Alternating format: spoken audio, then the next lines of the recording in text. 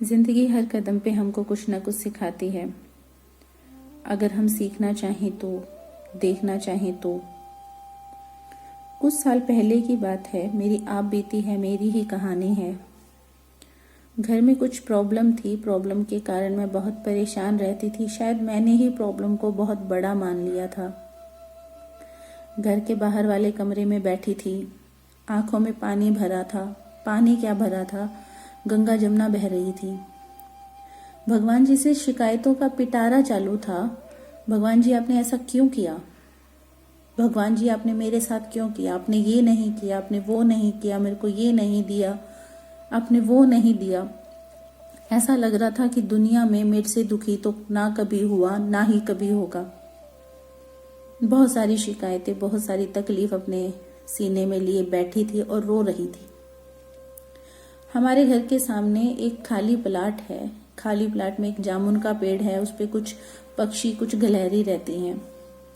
तभी एक गिलहरी नीचे उतर के आई। उसने एक रोटी का टुकड़ा उठाया और जितनी स्पीड से वो आई थी उतनी ही स्पीड से वो ऊपर भी चढ़ गई। उस गिलहरी को देख के पता है कैसा लग रहा था? ऐसा लग रहा था कि जैसे उसको दुनिया मिल गई।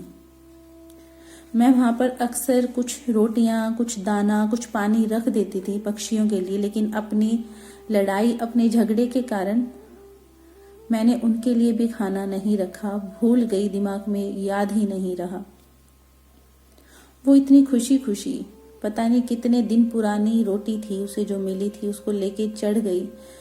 मेरे मन में पता है ऐसा लगा जैसे भगवान ने मुझे एक मैसेज दिया है कि तू ऐसी ना जाने कितनी ही रोटियां इनको बांट सकती है, ना जाने कितने पक्षियों का, ना जाने कितने गिलहरियों का तू पेट भर सकती है। तेरे पास है तो बहुत कुछ, पर तू देखना नहीं चाहती। तेरे पास सब कुछ है। ये एक सबक था।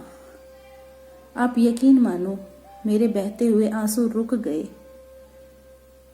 और मन में एक अजीब सा सुकून आया कि जब ये एक बासी रोटी को लेकर इतनी खुश हो सकती है तो मेरे पास तो बहुत कुछ है, तो मैं क्यों दुखी हूं? उस दिन शायद मेरे को जिंदगी का सबसे बड़ा सबक मिला था, जो शायद भगवान ने खुद ही दिया था एक छोटी सी गिलहरी के माध्यम से, कि जिंदगी में खुशियां तो बिखरी पड़ी हैं, कहीं से भी उठा लो, लेकिन हम ढूंढते ही दर्द को हैं। हम देखते ही वो हैं कि जो हमारे पास नहीं है। हम वो क्यों नहीं देखते कि हमारे पास क्या क्या है? अगर हमारे हाथ पैर ठीक हैं, स्वस्थ शरीर है, तो वो भी बहुत बड़ी देन है। अगर ठीक ठाक बच्चे हैं तो वो भी बहुत बड़ी देन है। कितनों के पास बच्चे नहीं होते, बच्चे हैं तो वो किसी न किसी रूप से बीमार हैं, किसी के शरीर बीमार हैं। सर ढकने के लिए छत है, पहनने के लिए कपड़े हैं, अगर ठीक ठाक 2 टाइम का खाना मिल रहा है, सारी जरूरतें तो पूरी हो रही हैं। लेकिन हम दुखी जरूरतों की वजह से नहीं, अपनी इच्छाओं की वजह से हैं, जो कभी भी नहीं खत्म होती। और इच्छाएं तो खुले आसमान के छोर की तरह हैं, जो दूर से लगता तो यही है कि थोड़ा सा पास जाके बस आसमान खत्म हो जाएगा, लेकिन चलते चलो वो आसमान कभी खत्म नहीं होता। ये इच्छाएं भी कभी खत्म नहीं होगी।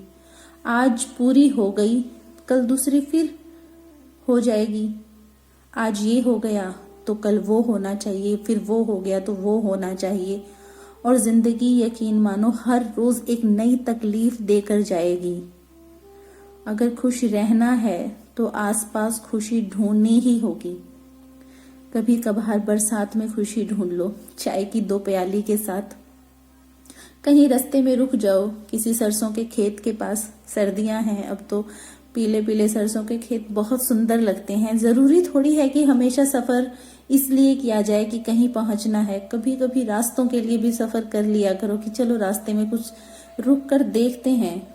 कई बार तो सड़कों के किनारे पेड़ों की शेप इतनी सुंदर होती है, ऐसा लग रहा है कि कोई अपने घर के अंदर हमें ये कह रहा है कि आओ सर आओ।